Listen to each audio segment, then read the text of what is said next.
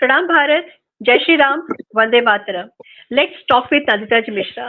आज के मेरे गेस्ट हैं विनीत नायक जी, और विनीत नायक जी को आप एक और नाम से जानते हैं। अगर आप ट्विटर पे जाइए तो वहां पे आप टाइप करिए भिकू महात्रे, और Bhiku Mhatre is the most reliable, most दमदार, most respectful voice on Twitter that we have as a nationalist, जो हमको वहां पे वो दिखते हैं, और उनका नाम नीचे लिखा हुआ है मुंबई चाट डॉन।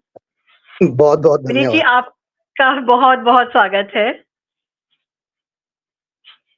हाँ जी, विनीत जी, मैं आपको भिकू मात्रे बोलूं कि विनीत जी बोलूं? जैसे आपको कंफर्टेबल रहे। मुझे तो लगता है कि आपके जितने व्यूअर्स हैं वो मुझे शायद भिकू मात्रे करके ही जानते होंगे। हाँ, मैं आपसे भिकू कोई मात्रे बात करके नहीं। बात करूंगी। और मैं अपने व्यूअर्स को एक बार रिमाइंड करा दूं कि भिकू मात्रे जी मेरे चैनल पे एक बार और आ चुके हैं। आप थोड़ा सा पहले जाएंगे तो लोकसभा इलेक्शन के टाइम की बात है, उस समय वो मेरे चैनल पे ऑलरेडी आ चुके हैं। और भिकू मात्रे जी, जिस टॉपिक पे आज हम बात करने वाले हैं वो एक बहुत अनयूजुअल कुछ हुआ है। मोदी जी वापस लौट आए हैं फ्रॉम द वेरी हिस्टोरिक जो उनका एक विजिट रहा है फ्रांस पे और यूएस में। फ्रांस के बारे में हम बात नहीं करेंगे, हम यूएस के बारे में बात करेंगे। यूएस में दो चीजें बहुत हिस्टोरिक हुई हैं। एक तो ट्रम्प 2.0 तो है ही है, एक चीज और हुई है। मोदी जी पहली बार भारत की धरती के बाहर जब गए हैं तो वहां पे कोई फॉरेन इंटरवेंशन नहीं था, वहां पे कोई राहुल गांधी नहीं था, वहां पे कोई टूल किट पहले से रेडी नहीं किया गया था। तो ये दो चीजें थी जो बहुत अनयूजुअल थी, और पीएम मोदी ने इसको, जब हमारा पार्लियामेंट का सेशन शुरू हुआ था तब उन्होंने इस बात पे पिन पॉइंट भी किया था।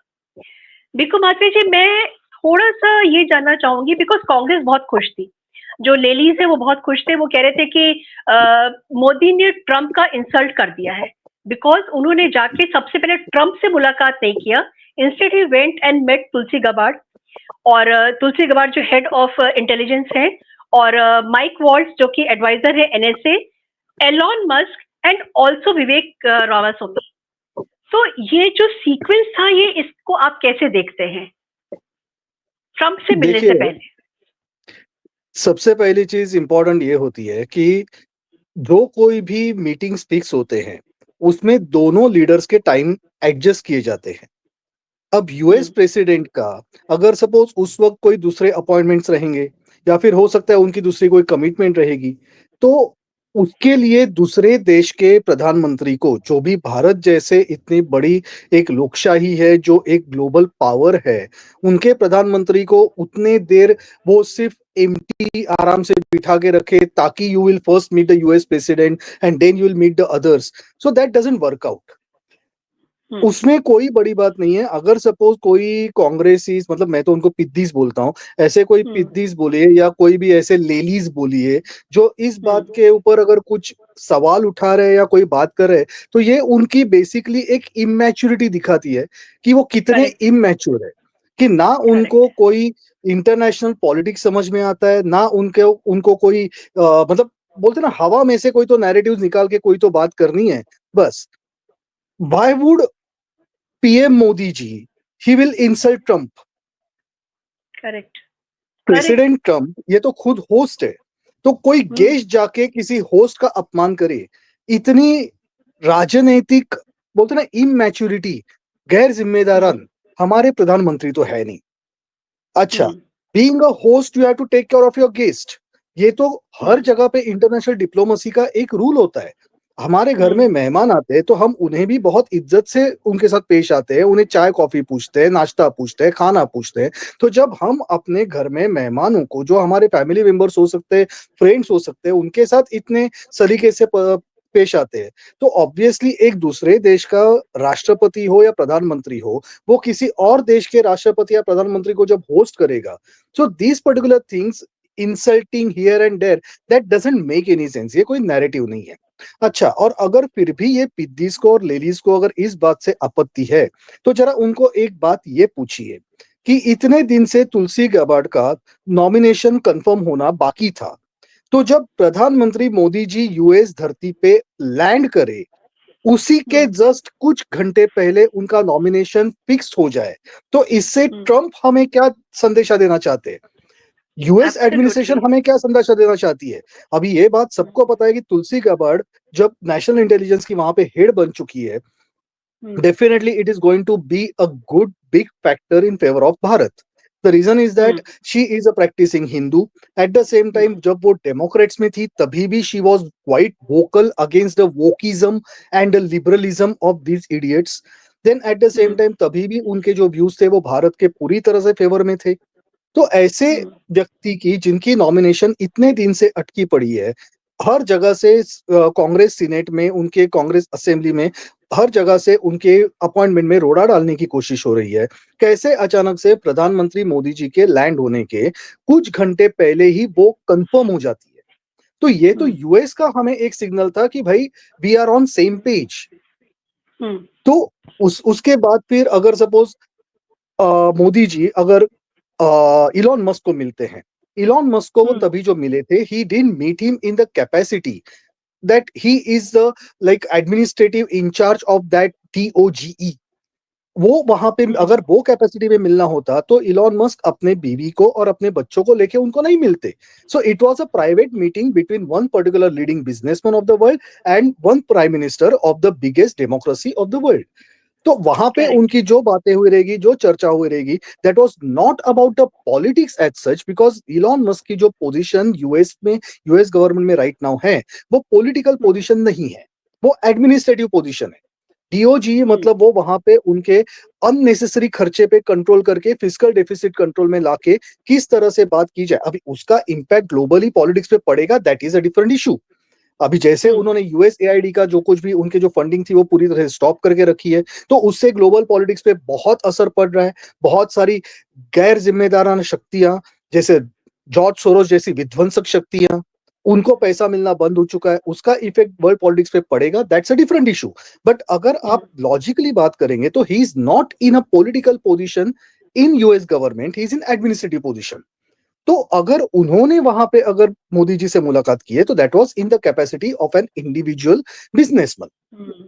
अच्छा, अब अगर बात करेंगे यूएस एनएसए की, तो एनएसए तुलसी गाबार्ड के साथ पहले मीटिंग होती है, उसके बाद एनएसए के साथ मीटिंग होती है. सो यू कैन अंडरस्टैंड कि ट्रंप एडमिनिस्ट्रेशन से और भारत की तरफ से क्या संदेशा जा रहा है कि यहाँ पे पहले बातें हुई है हमारे कुछ सिक्योरिटी स्ट्रेटेजीज की, कुछ नेशनल स्ट्रेटेजीज की, और उसके बाद जब उसके ऊपर जब पूरी तरह से ये जो डिस्कशन होंगे, obviously this discussions will be forwarded to President Trump.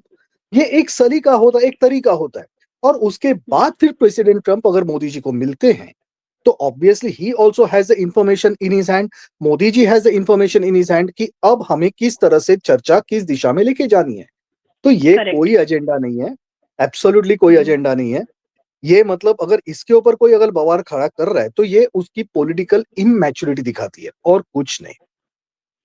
तो कांग्रेस तो टोटल, जो उनका हेड है कांग्रेस का राहुल गांधी, वो तो टोटल मतलब is very happy with zero.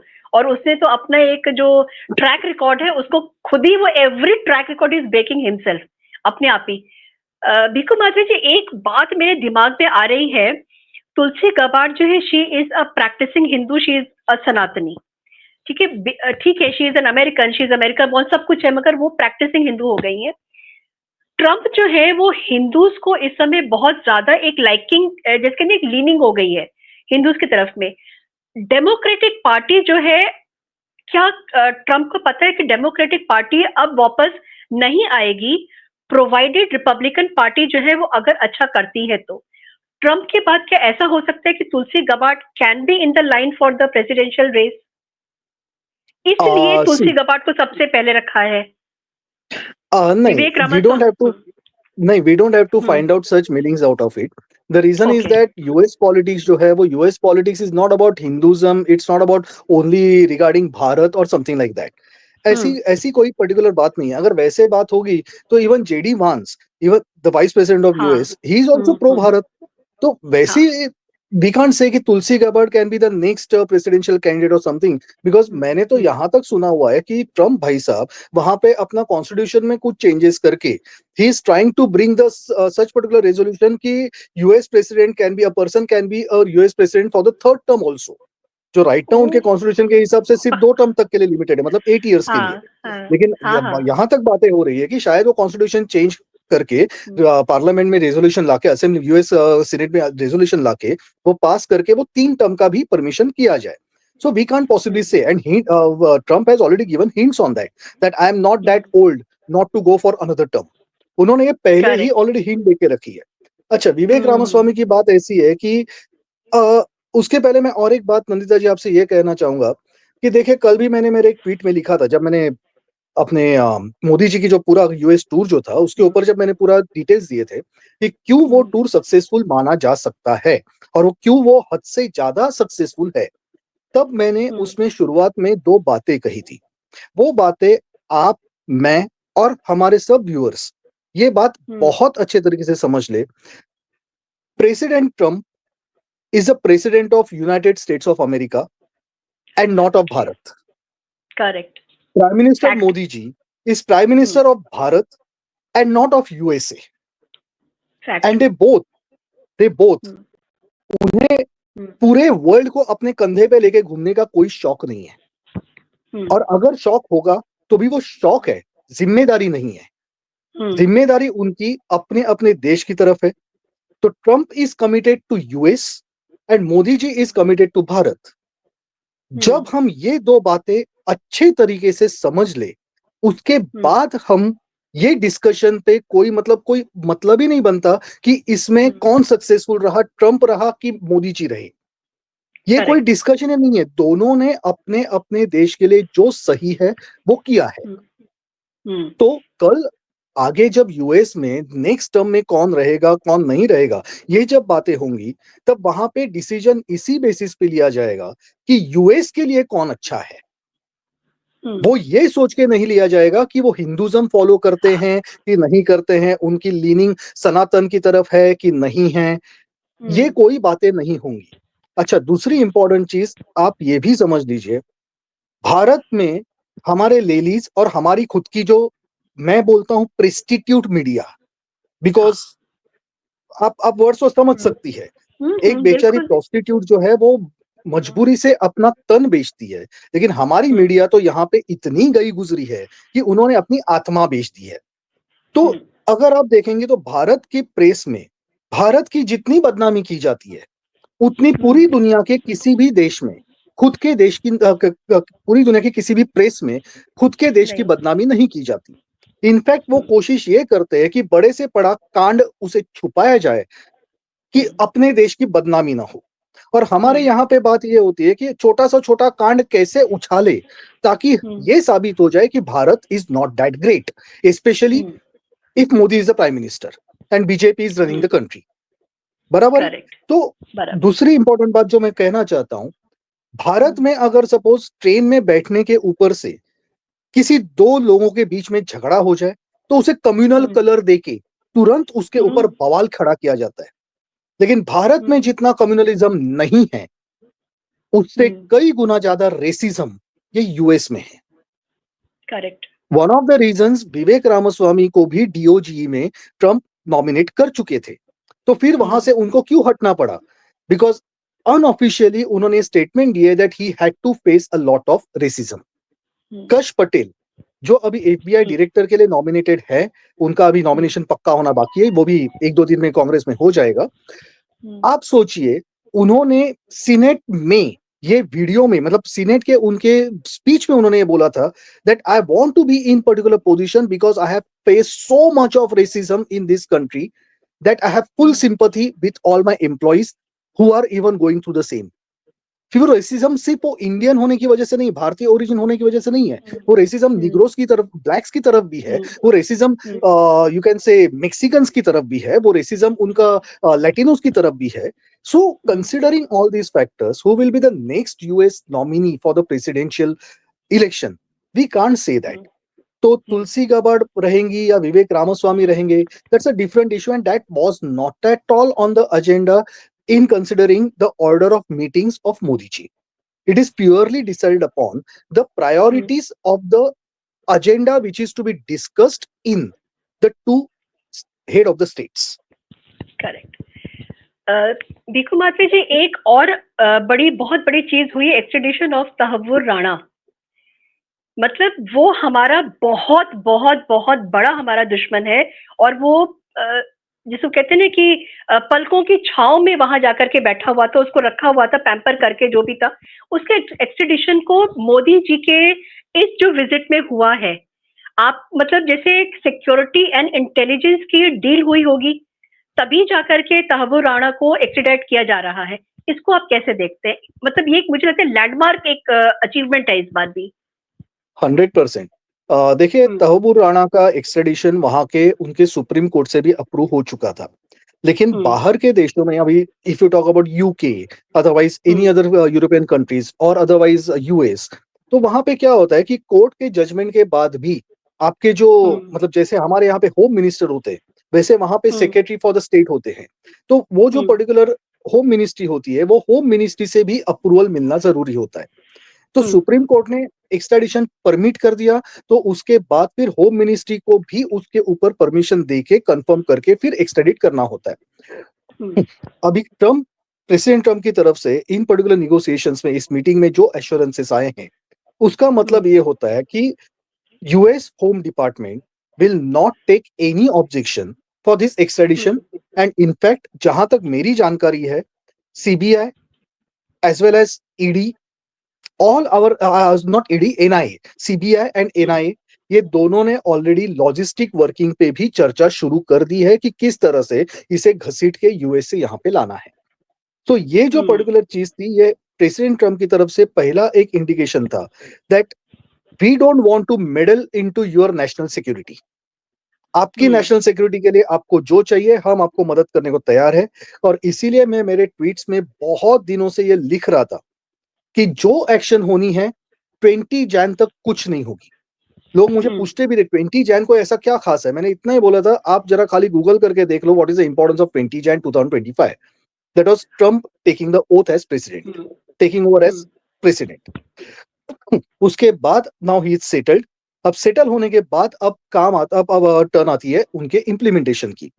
तो अब जब मोदी जी के साथ उनकी मुलाकात हो चुकी है, ये भी हमें देखना पड़ेगा that Modi ji is the fourth leader of the world जिन्हें प्रेसिडेंट ट्रम्प ने राइट नाउ उनके साथ मीटिंग की है।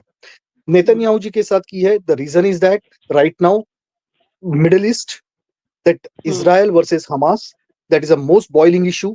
रशिया यूक्रेन के बाद यही एक कांड है कि जिसको अभी कंट्रोल में करना जरूरी है।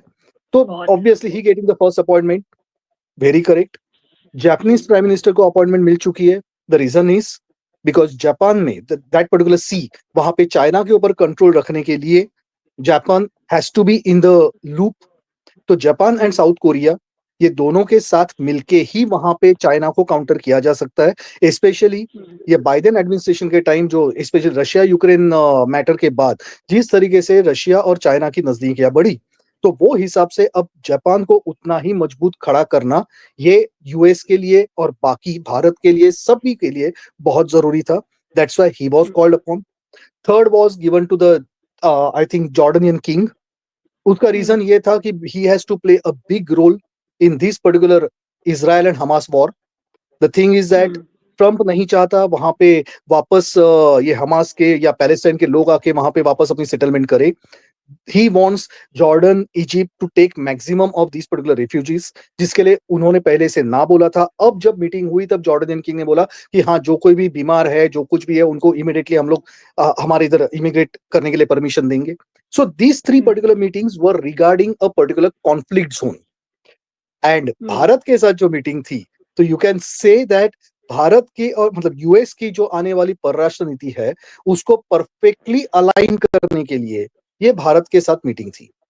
सो रिकॉर्ड पे अगर देखा जाए तो इंडिविजुअल नंबर के हिसाब से Modi ji was the fourth leader of the world to whom Trump gave the invitation and time to meet. But if you think from the larger picture point of view, he is the first world leader. Because बाकी जो 3 leaders को बुलाया था, उनको एक conflict zone के हिसाब से बुलाया था। They don't have that bigger role, they don't have that bigger role in the global politics. But whereas Bharat is the most fastest and strongest emerging global power, we are already at the center of the multipolar world. अभी जब France में जब मोदी जी गए थे, तो वहां पे जो मीटिंग हुई थी, जो एआई के ऊपर जो समिट हुई थी, उसमें भी मोदी जी का पोजीशन देख के आप समझ सकते हैं जब मैंने वो बिल्कुल। फोटो डाला था, मुझे कुछ ट्रोलर्स ने बोला था, हाँ वो तो को होस्ट है तो बीच में रहेंगे। तो भैया को होस्ट के साथ साथ जो मेन होस्ट थे, जो उस देश के प्रेसिडेंट थे मैक्रोन, तो वो क्यों नहीं सेंटर में आए? Why did he stand next to Modi ji by keeping Modi ji in the center? लेकिन ट्रोलर्स को कोई जवाब देके कोई मतलब है नहीं, because they just want to argue. तो आप समझ सकते हैं कि भारत की आज क्या पोजीशन है। और अगर ट्रंप ने मोदी जी को अब बाकी लीडर्स के पहले अगर बुलाया होगा, तो that means definitely the discussion was on alignment of US policy and Bharat policy to take the world politics, the global politics ahead. Absolutely, बिल्कुल सही है। बांग्लादेश पे आने से पहले मैं थोड़ा सा इलीगल इमिग्रेंट्स जो हैं जिनको भेजा गया है हैंडकफ करके, पता नहीं वो सच है कि गलत है, पता नहीं, मुझे नहीं पता है, सच है। और हाँ, उनको तो उसके ऊपर जो आपको क्या लगता है कि मोदी ने इसके ऊपर बात की है और एक तरीके से एक रास्ता खुला है इंडिया के लिए भी कि हम यहाँ से खालिस्तानीज को, रोहिंग्यास को और बांग्लादेशियों को भगा देंगे। हमने एक एग्जाम्पल सेट किया है इलीगल इमिग्रेंट्स को एक्सेप्ट करके। आपको क्या लगता है? बिल्कुल करेक्ट। सबसे पहले इस चीज पे जो कंट्रोवर्सी खड़ी की गई थी कि उनको हैंडकफ करके भेजा, उनको टायर करके भेजा। भाई एक बात समझ लीजिए, ये लोग अगर अमेरिका में बिना किसी डॉक्यूमेंट, बिना प्रॉपर इमिग्रेशन प्रोसीजर अगर वहां पे एंटर करते हैं, तो it's as good as criminal. जो लोग इनको वहां से डिपोर्ट करने के ऊपर, मतलब क्यों टाई डाउन करके भेजा, बेड़ियां क्यों लगाई वगैरह, हैंडकफ क्यों लगाए वगैरह, ये सब पूछने वाले जो लोग हैं, उनको कल ये कोई पूछने का अधिकार नहीं है कि हम यहाँ से बांग्लादेशियों को या रोहिंग्यास को क्यों खदेड़ रहे हैं। वो भले फिर हम लोग हैंडकफ में भेजे या जंजीरों में बांध के भेजे, वो हमारी प्रॉब्लम है। लेकिन अगर हम उनको भेजते भी हैं, तो अब किसी को ये बोलने का अधिकार नहीं बचा कि हम क्यों भेजें। क्योंकि कोई भी इंसान जो लीगल प्रोसीजर फॉलो न किए बगैर किसी भी देश में एंटर करता है, वो उस देश के कानून के हिसाब से क्रिमिनल है तो है। अच्छा, इनको अगर बेड़ियां लगा के भेजा या चेन करके भेजा, एक बात समझ लीजिए, जितनी लीनियंसी लॉ में हमारे देश में है कि यहाँ पे सुप्रीम कोर्ट के ये डायरेक्टिव्स है कि हर अपराधी को हैंडकफ लगा के आप कोर्ट में भी नहीं लेके आ सकते, और फिर अगर वो भाग जाएगा तो पुलिस के ऊपर सवाल जरूर उठा सकते हैं। आयरॉनी है, लेकिन ऐसी बेवकूफियां बाकी देशों में नहीं है। वहां के कायदे कानून कंपैरेटिवली काफी स्ट्रिक्ट है। जो आदमी गलत तरीके से भारत से डंकी का रास्ता लेके कहां से घुस के अगर यूएस पहुंचा हुआ है, वो वापस जाते वक्त कहीं वापस भागने की कोशिश नहीं करेगा, इसकी क्या गारंटी। और वो हिसाब से उसको अगर हैंडकफ करते हैं, चेन करते हैं, कौन सी बड़ी बात है, उनका देश का कानून है and they are free to follow their rule. Correct. जो उनके साथ लेडीज और जो बच्चे भेजे गए, उनको चेन नहीं किया था, उनको हैंडकफ नहीं किया था, जो मर्द थे खाली उनको किया था। सो मोदी जी ने इस डिस्कशन में, जहां तक मेरी इंफॉर्मेशन है, बात इतनी ही की है कि आप जो कोई भी इलीगल भारतीय वहां पे है, उनको आप वापस भेजोगे, हम जरूर एक्सेप्ट करेंगे, बिकॉज वो हमारी जिम्मेदारी है। वो भारतीय ओरिजिन के लोग हैं, भारत के सिटीजन है, गलत रास्ते से वहां पे गए, उन्होंने गलती की है, आप डिपोर्ट कर रहे हो, हम जरूर उनको वापस लेंगे, एक्सेप्ट करेंगे। द ओनली थिंग इज, आप जब उनको वापस भेजोगे, तब वो हैंडकफ्स और जो चेनिंग वगैरह जो है, थोड़ा एक इंसानियत का, एक ह्यूमैनिटेरियन अप्रोच रख के आप उसके ऊपर जरा सोच विचार कीजिए, बस उतनी ही बात। हाँ, और डेफिनेटली आपने जिस तरीके से कहा कि अब जब ये ऑफिशियली हम ये डिपोर्टीज वापस ले रहे हैं, तो definitely we also have the right to send back every illegal from our country. और वही हो रहा है। कैसा है ना नंदिता जी, कि मुझे पता है करोड़ों लोग, करोड़ों बांग्लादेशी और रोहिंग्यास भारत में हैं। अनऑफिशियल आंकड़े के हिसाब से अगर देखेंगे, तो यहां तक बोला जाता है कि they are around 2 to 3 crores, ऐसे बोला जाता है। अब ऑफिशियल आंकड़ा है नहीं, क्यों? बिकॉज पता ही नहीं कहां कहां पे छुपे हुए चूहे। तो ये जो पर्टिकुलर चीज है, तो अगर आप सोचिए, ये 2-3 करोड़ जो हम लोग सुनते हैं, वो that may be true, that may not be true. हो सकता है वो 1 करोड़ होगा, या हो सकता है वो 1.5 करोड़ होगा, जो कुछ भी है। अब देखिए, जब तक लोगों को ना, एक लोगों की मेंटालिटी होती है, मैं उसके लिए उनको दोष भी नहीं देता हूं, जब तक ऐसे जहाज के जहाज भरे हुए यहाँ से जाते हुए लोगों को नहीं दिखेंगे, तब तक उनको ये लगता रहेगा कि मोदी सरकार इसके ऊपर काम नहीं कर रही है। जबकि हकीकत ये है, आप जरा पिछले 6 महीने का रिकॉर्ड निकाल के देखिए, डेली बेसिस पे बांग्लादेशीज और रोहिंग्यास को आइडेंटिफाई करके अरेस्ट करने का काम हो रहा है और उसके बाद डिपोर्ट करने का काम हो रहा है, the only thing without making noise. मैं सिर्फ महाराष्ट्र की अगर बात करूंगा तो महाराष्ट्र में जहां तक मेरी इंफॉर्मेशन है, पिछले 6 महीने में 512 बांग्लादेशीज और रोहिंग्यास को ऑलरेडी डिपोर्ट कर चुके हैं। वो पिछले 6 महीने में, that was before Maharashtra election, और महाराष्ट्र इलेक्शन के बाद तो ये स्पीड और पकड़ा गया है। ये आम आदमी पार्टी, दिल्ली इलेक्शन के टाइम आम आदमी पार्टी और कांग्रेस बहुत रो रहे थे। क्यों रो रहे थे? बिकॉज बहुत से मतदारों के नाम वोटर लिस्ट में से कट किए गए थे। अब इसके ऊपर सिर्फ इन्हीं दो पार्टीज को रोना आ रहा था। क्यों रोना आ रहा था? Because they were not the legal migrants in our nation. उनके जो रेसिडेंशियल स्टेटस है, उनका जो वोटिंग स्टेटस है, उसके ऊपर शक थे, उसके डॉक्यूमेंट्स कम थे, सो बिकॉज ऑफ दैट उनके नाम कट किए गए। अब आप सोचिए, जब उनके नाम कट किए गए तो ऑलरेडी गवर्नमेंट के पास रिकॉर्ड आ चुका है, तो अब अगर इसके बाद एक्शन होगी तो काफी हद तक अच्छे तरीके से की जा सकती है। प्रॉब्लम ऐसा है ना नंदिता जी, कि हमारी प्रॉब्लम है हमारी जुडिशियरी। कुछ भी अच्छा करने जाओ जो देश की सुरक्षा के लिए जरूरी है, तुरंत सुप्रीम कोर्ट से उसके ऊपर कोई ना कोई तो रोक आ जाती है, मानवतावादी संगठन आ जाते हैं, सब कुछ आ जाता है। करेक्ट? तो अब उसके लिए रास्ता एक बचा है। आप 10,000 की भीड़ मत भेजो, रोज 100 जन करके भेजो, या 15 जन भेजो, 20 जन भेजो, 25 जन भेजो, किसी की नजर में नहीं आएगा, लेकिन काम हो रहा है।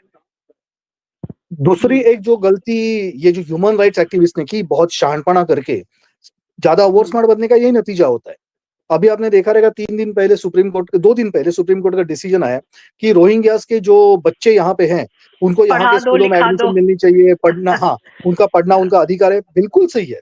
इसके लिए बहुत हमारे जो राइट विंगर्स है, वो बहुत मतलब हिंदुत्ववादी जो है, वो बहुत सुप्रीम कोर्ट को गालियां दे रहे थे, कैसे सुप्रीम कोर्ट है, ये है, वो है, टैक्स के पैसा बर्बाद हो रहा है। भाई साहब, आप कोई भी चीज जब सुनते हो तो उसके पहले पूरा पढ़ा तो करो। सुप्रीम कोर्ट ने उस ह्यूमन राइट्स एनजीओ को उल्टा उनका पोपट बना दिया है। सुप्रीम कोर्ट की ऑर्डर सिर्फ इतनी नहीं है कि रोहिंग्यास के बच्चों को एजुकेशन दो, उनकी ऑर्डर का अगला पार्ट ये भी है कि अब हमें आप लिस्ट बना के दो, नाम, नंबर्स, एड्रेस, ये सब हमें चाहिए जो रोहिंग्यास का है। तो मतलब अब अगर ये एनजीओ ये नंबर, एड्रेस, नाम सब कुछ अगर सुप्रीम कोर्ट में सबमिट करती है, तो फिर तो मुझे दिल्ली के लिए एनआरसी लेने की जरूरत ही नहीं है। एनआरसी का पूरा डेटा तो आपने हमारे हवाले कर दिया कि ये रोहिंग्यास है, बस। तो हर चीज में there is always a positive thing in everything. The only thing is that हम वो पूरा पढ़ते नहीं है, और उछल कूद करना, मैं जिसको बोलता हूँ फ्रॉग डांस, मेंढक की तरह एक हॉट टीन रूफ पे हम लोग डांस करना शुरू कर देते। थोड़ा कंट्रोल करे तो सरकार सब काम कर रही है। ऊपर से ये जो इलीगल इमिग्रेंट्स, कोई चोरी का पासपोर्ट बोलो, झूठा पासपोर्ट बोलो, या फिर कस्टम से बोलो, कहीं से भी गलत रास्ते से जो गलत डॉक्यूमेंट्स लेके जो भारत में इंटर करते, उसके लिए जो सजा होनी चाहिए, जो रूल्स होने चाहिए, वो भी अब इतने स्ट्रिक्ट कर दिए गए हैं। आपकी जानकारी के लिए संसद में राइट नाउ ये जो बजट सेशन चालू है, उसमें एक बिल आना है, that is foreigners and immigration bill. उसके ऊपर भी मैंने ट्वीट लिखा हुआ था कि उसमें कितने कड़क प्रावधान उसमें किए गए हैं। सो सब कुछ हो रहा है, एंड ट्रम्प भाई साहब ने तो हमारे हाथ में ये एक मतलब बोलते हैं ना, एक वेपन दिया हुआ है कि अगर वहां से हमारे लोगों को डिपोर्ट किया जा सकता है, जिसके लिए आपको बुरा लगता है, तो ठीक है, हमारे लोगों की सुरक्षा की चिंता करते हुए हम यहाँ पे जो इलीगल है उनको डिपोर्ट करेंगे। Now if the world cannot object to US, world cannot object even to Bharat, as simple as that. तो डेफिनेटली हमारे लिए अच्छी बात है। ये एक तो बहुत स्मार्ट मूव है, और मुझे लगता है Modi ji has become a poster boy. पूरे दुनिया में एक एग्जाम्पल जाएगा मोदी जी का, see this is one PM, जिससे कि मतलब वेलकम किया है, क्योंकि वो खुद के देश के इलीगल इमिग्रेंट से जो जा करके अमेरिका में रह रहे थे, तो हमको एक फ्री हैंड मिल जाता है कि हम भी अपनी कंट्री से इन लोगों को कूड़ा करकट जितना है सब साफ करें। भाऊ, आपको एक बात बताऊं, आज मैंने फेसबुक पे एक वीडियो देखा था इलीगल इमिग्रेंट का भी। उसमें देखिए सरदार जी की उनका एक ट्रक जैसा है जो मिनी ट्रक होता है, उसके ऊपर बाकायदा यूएस का स्टिकर लगाया है और उसके ऊपर उन्होंने लिखा है डिपोर्ट फ्रॉम अमेरिका। मतलब वो बहुत बड़ा कुछ काम करके आए हैं वहां पे, उनको मतलब हथकड़ियां लगा के भेज दिया गया, और ये अमृतसर का था ये वाला। अच्छा, अब मैं लास्ट क्वेश्चन पे आऊंगी, जिसको लेकर बहुत ज्यादा चर्चा थी कि क्योंकि बांग्लादेश पे हिंदुओं की जो हालत हुई है यूनुस के रहने के टाइम पे, और जिहादियों ने जो वहां पे कहर ढाया है, और इस्कॉन के जो उनके वो है चिन्मय प्रभु जो है, वो आज तक जेल में बंद है, उनका कुछ नहीं पता लग रहा है। उनके जो लॉयर थे उनके ऊपर भी बहुत जबरदस्त अटैक किया गया था। मोदी जी वो साइलेंट अभी तक, उन्होंने अपना ओपनली कोई डिस्प्लेजर नहीं दिखाया है कि हिंदूज पे क्या हो रहा है, जबकि ट्रंप को एक तरीके से ट्रंप ने यूनुस को कॉशन किया है कि जो कर रहे हो वो गलत कर रहे हो, सुधर जाओ, मान जाओ, नहीं होगा। जब मोदी और ट्रंप मिले हैं, वहां पे ट्रंप ने बिल्कुल जैसे कहते हैं थाली में बांग्लादेश को परोस करके दे दिया है मोदी जी को कि ये लो, इसमें से जितने टुकड़े करके रोटी खानी है, सब्जी लगा के खानी है कि कढ़ी के साथ चावल खाना है कि क्या खाना है। और मोदी जी तो वेजिटेरियन है, तो डेफिनेटली वो भात वात माछेर भात तो नहीं खाएंगे, लेकिन जिस तरीके से सामने दे दिया है वो, मतलब आपको क्या लगता है कि कितना ओपन हैंड मिला है और मोदी जी इस पे क्या कर सकते हैं? देखिए, सबसे पहली चीज, ट्रम्प का वो जो स्टेटमेंट था, I hand over Bangladesh to prime minister, तो ये उस मोहम्मद यूनुस को लूज मोशन देने के लिए काफी है। बिल्कुल, डायरिया। बिकॉज अभी कैसा है ना, द थिंग इज दैट, लेकिन एक बात मैं आपको ये भी बताना चाहूंगा कि अब हमें थोड़ा सा इंतजार इस बात का करना पड़ेगा कि वापस वहां पे वो कुछ बेवकूफी करे। बिकॉज देखिए, कितने भी हमारे इमोशंस वहां के हमारे हिंदू भाई बहनों के साथ है, इमोशनली हम उनके साथ है, लेकिन आप थोड़ी सी लीगैलिटी समझिए, जो हो रहा है उनके देश में हो रहा है, और वहां से यहाँ तक कोई डायरेक्ट असर नहीं आ रहा है। राइट, बात ये है, तो you cannot just possibly send your army in some other nation saying that you are doing something wrong with their own citizens, फिर वो भले हिंदू हो, क्रिश्चियन हो या कोई भी हो। टेक्निकलिटी ये आ जाती है। अगर हमें चाहिए था तो बाइडेन होता या कुछ भी होता, हमें कोई फर्क नहीं पड़ता, हम तभी भी कोई भी मिलिट्री एक्शन ले सकते थे, but that wasn't advisable and that was not in the what we say the global norms as such. आप सिर्फ धर्म की बात करके दूसरे देश पे अटैक नहीं कर सकते। तो ये जो बात है, हमारी सिंपैथीज वहां पे थे। और आपने जो कहा कि मोदी जी ने साइलेंस रखा था, मोदी जी ने साइलेंस नहीं रखा था।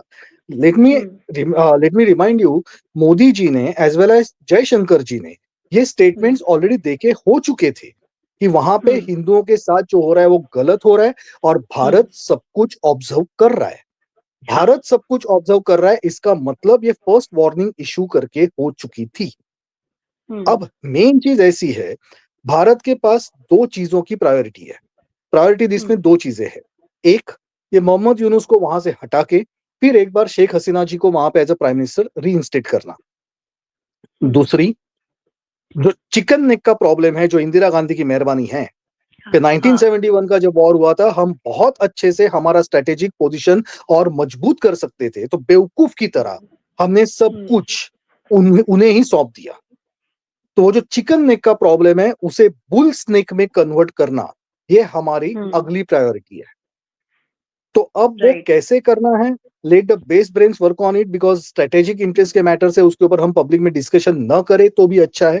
लेकिन मैं सिर्फ इतना ही दो हिंट देना चाहता हूं कि एक अपना प्रायोरिटी है, that is to change their present regime and get Sheikh Hasina ji back, and second, to convert that chicken neck into a bull snake.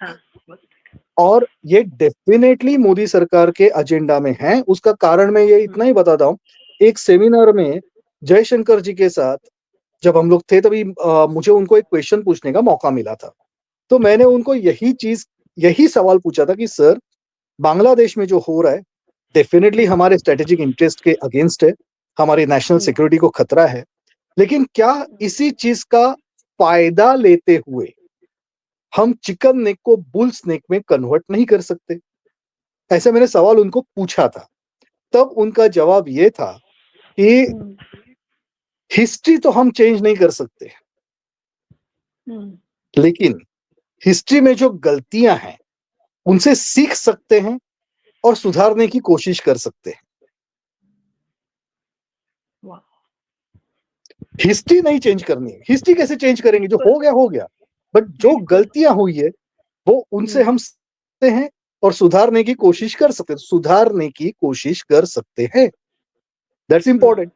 तो अगर वो करना है तो उसके बाद अगर शेख हसीना वापस आती हैं तो will she accept that, because she is also nationalist, क्योंकि उनके देश तोड़ने की बात हो रही।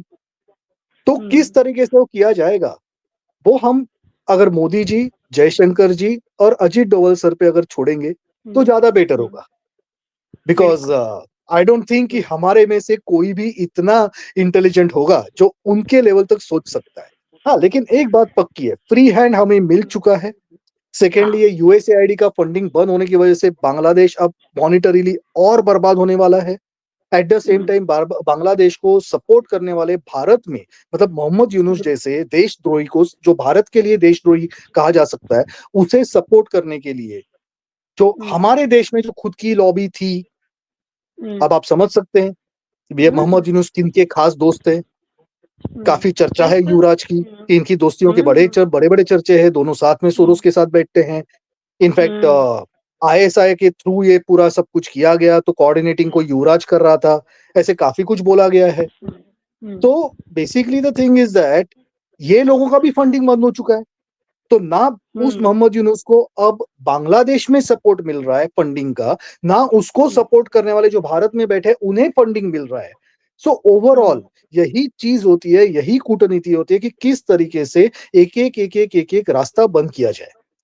इसके पहले कि आप किसी को दबोचने की कोशिश करो, जरूरी ये होता है कि कोई विंडो भी खुली ना हो उस वक्त। हर एक विंडो और दरवाजा उस वक्त बंद होगा तो आदमी अंदर कुड़ कुड़ के मरेगा। और अगर आपको उसे खुद अपने हाथों से दबोचना है तो उसके पास भागने का कोई रास्ता नहीं बचना चाहिए।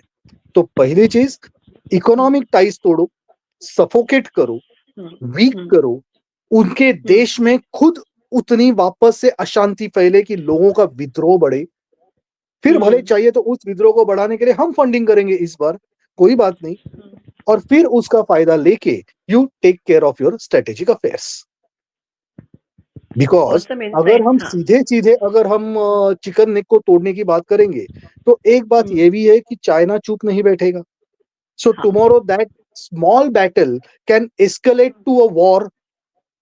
और इस वक्त राइट नाउ वॉर भले हम जाना चाहेंगे नहीं जाना चाहेंगे, उसके लिए हमारी क्या क्या तैयारी हो चुकी है। Because let me tell you one thing कि आज के तारीख में वॉर जो होते हैं वो सिर्फ डिफेंस प्रिपेयर्डनेस पे नहीं होते हैं, उसके लिए इकोनॉमी भी मजबूत चाहिए। तो इकोनॉमी अपनी बहुत अच्छे पोजीशन में अभी है, लेकिन क्या वो हमारे नेताओं के खुद के आकलन के हिसाब से काफी है, या वो और उसे और मजबूत करके फिर आगे कुछ करना चाहेंगे? Let's see. मेरे हिसाब से by end of 2026 all these matters will be taken care of. Because जहां तक मेरी जानकारी है, वहां तक मुझे ये बात का पता चला है कि मोदी जी, अमित शाह जी ये 2026 तक भारत में सब रायते समेटने चाहते हैं। Because 2027 is going to be a big year according to their plans. ऐसी मेरी जानकारी है। तो धीरे धीरे करके everything, but definitely we have a great free hand now, at least from US side. हमें उनके फ्री हैंड की जरूरत नहीं थी, हमें सिर्फ एक ही चीज की जरूरत थी, एक आश्वासन कि अब उनके यहां से बांग्लादेश को कोई सपोर्ट नहीं जाएगा। We can take care of our own problems. The only thing is that वो थोड़ा सा स्मूथ करने के लिए सामने वाले को चोक करना जरूरी था, वो चोकिंग अब हो चुकी है। तो वो हिसाब से कम saying this statement is a big statement. और मोदी जी जो है इज नोन कि ठंडा करके वो खाते हैं, वो अनकुक या आधा पका हुआ नहीं खाते, अच्छे से पकाते हैं, उसके बाद वो ठंडा करके खाते हैं। और मोदी जी की एक प्रायोरिटी और है भाव की वो अपने सोल्जर्स की जान की परवाह करते हैं। तो वो अननेसेसरी वो अपनी आर्मी को, अपने डिफेंस को ऐसी लड़ाई में नहीं झोंकेंगे जो उनकी कंट्री के लिए नुकसान वाली है। क्योंकि अगर हमारे आर्मी सफर करेगी तो हमारी कंट्री सफर करेगी। Thank you so much Bhiku Mhatre ji. मतलब मैं जो चीजें पूछना चाहती थी आपने सारी चीजों के बारे में बहुत अच्छे से एक्सप्लेन किया है। Thank you so much. Thank you.